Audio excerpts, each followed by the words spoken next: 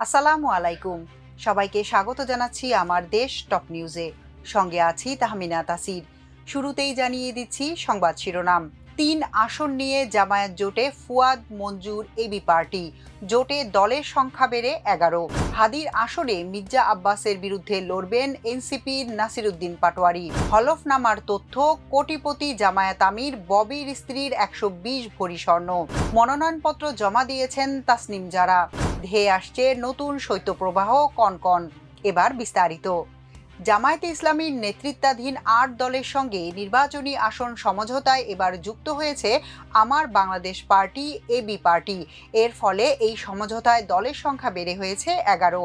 আজ সোমবার সন্ধ্যায় এবি পার্টির চেয়ারম্যান মুজিবুর রহমান মঞ্জু মুঠোফোনে বলেন, জামায়াতের সঙ্গে নির্বাচনী সমঝোতায় তারা যুক্ত আছেন এবং আলোচনা চলমান। উল্লেখ্য, গতকাল জামায়াতে ইসলামীর নেতৃত্বাধীন ৮ দলের সঙ্গে জাতীয় নাগরিক পার্টি এনসিপি ও অবসরপ্রাপ্ত কর্নেল অলি আহমদের নেতৃত্বাধীন লিবারেল ডেমোক্রেটিক পার্টিও যুক্ত হয়। এবি পার্টি সূত্রে জানা গেছে, ত্রয়োদশ জাতীয় সংসদ নির্বাচনে অংশ নিতে এবি পার্টি ৭০টি আসনে মনোনয়নপত্র জমা দিয়েছে। এর মধ্যে দলের চেয়ারম্যান মুজিবুর রহমান মঞ্জু ফেনী ২, সাধারণ সম্পাদক আসাদুজ্জামান ফুয়াদ বরিশাল ৩, জ্যেষ্ঠ ভাইস চেয়ারম্যান অবসরপ্রাপ্ত মেজর আব্দুল ওয়াহাব মিনার পটুয়াখালী ১, যুগ্ম সাধারণ সম্পাদক জোবায়ের আহমেদ ভুইয়া কুমিল্লা ৫, যুগ্ম সাধারণ সম্পাদক সানি আব্দুল হক দিনাজপুর ৬ এবং যুগ্ম সাধারণ সম্পাদক নাসরিন সুলতানা মিলি ঢাকা ১০ আসনে মনোনয়নপত্র জমা দিয়েছেন। রাজনৈতিক সূত্রগুলো বলছে, ফেনী ২, বরিশাল ৩ এবং পটুয়াখালী ১ আসন এবি পার্টিকে ছেড়ে দেওয়া হতে পারে। এ বিষয়ে আলোচনা চলমান রয়েছে। ফেনী ২ আসনে জামায়াতের প্রার্থী করা হয়েছিল দলের কেন্দ্রীয় মজলিসের সুরা সদস্য লিয়াকত আলী ভুইয়াকে। আর বরিশাল ৩ আসনে দলটির বরিশাল মহানগরের আমির জহির উদ্দিন মোহাম্মদ বাবরকে মনোনয়ন দেওয়া হয়েছিল। এই দুজনের কেউই আজ বিকেলে সময়সীমা শেষ হওয়া পর্যন্ত মনোনয়নপত্র জমা দেননি।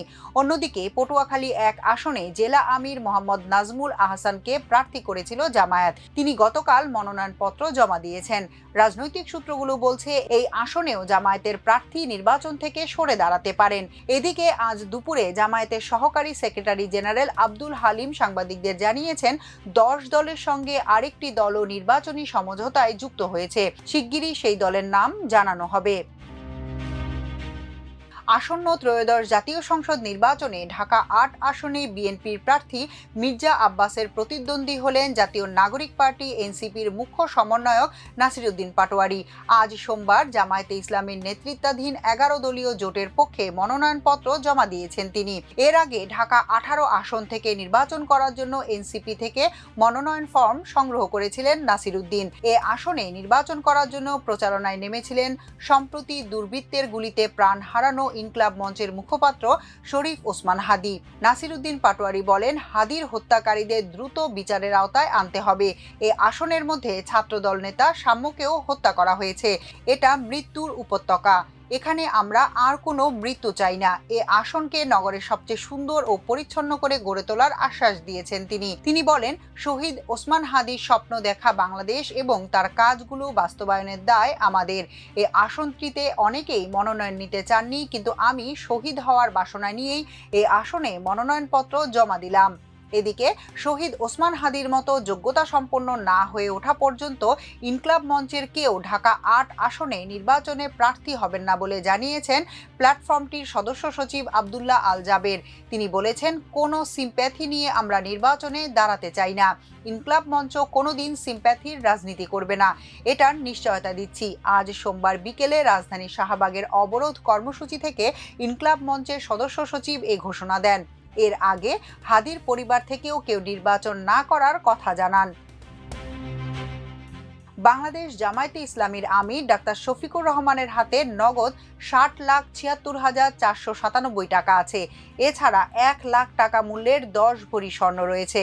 পাশাপাশি ১১.৭৭ শতক জমির উপর তার নিজের নামে একটি ডুপ্লেক্স বাড়ি রয়েছে, যার মূল্য ২৭ লাখ টাকা।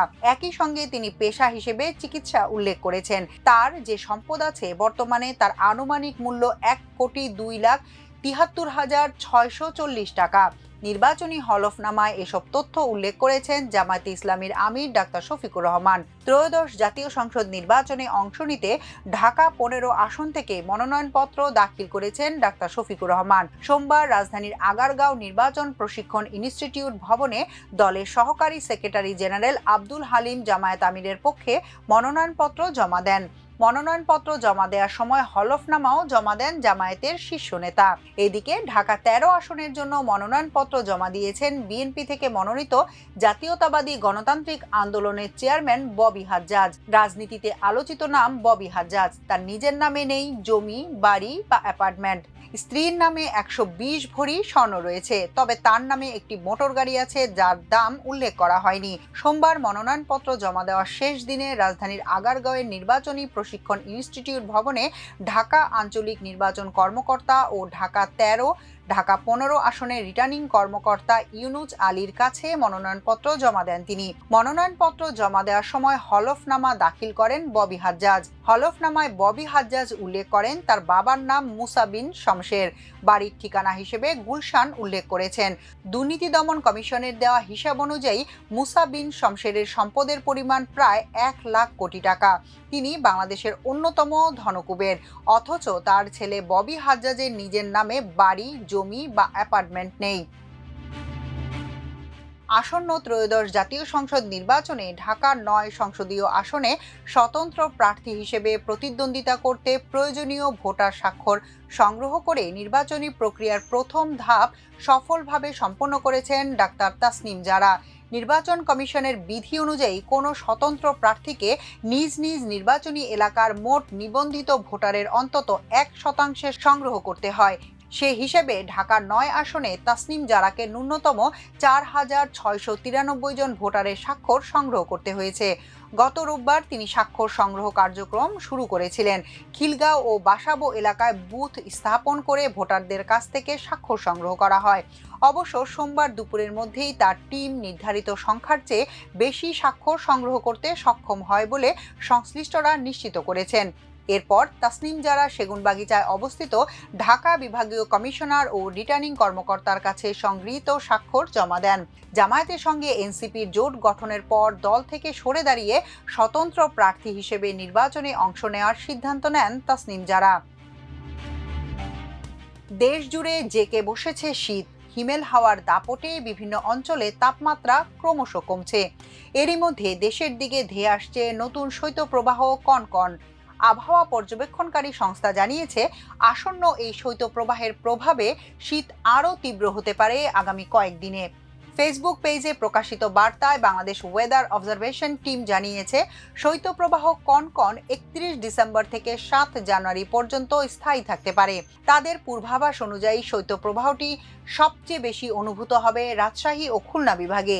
পাশাপাশি রংপুর, ময়মনসিংহ, সিলেট এবং গোপালগঞ্জ, ফরিদপুর, রাজবাড়ী, মাদারীপুর, টাঙ্গাইল, মানিকগঞ্জ, ব্রাহ্মণবাড়িয়া, কুমিল্লা, চাঁদপুর ও আশপাশের জেলাগুলোতেও শীতের তীব্রতা বেশি থাকতে পারে। বরিশাল ও চট্টগ্রাম বিভাগের কিছু এলাকায় শৈত্যপ্রবাহের প্রভাব তুলনামূলক কম হওয়ার সম্ভাবনা রয়েছে।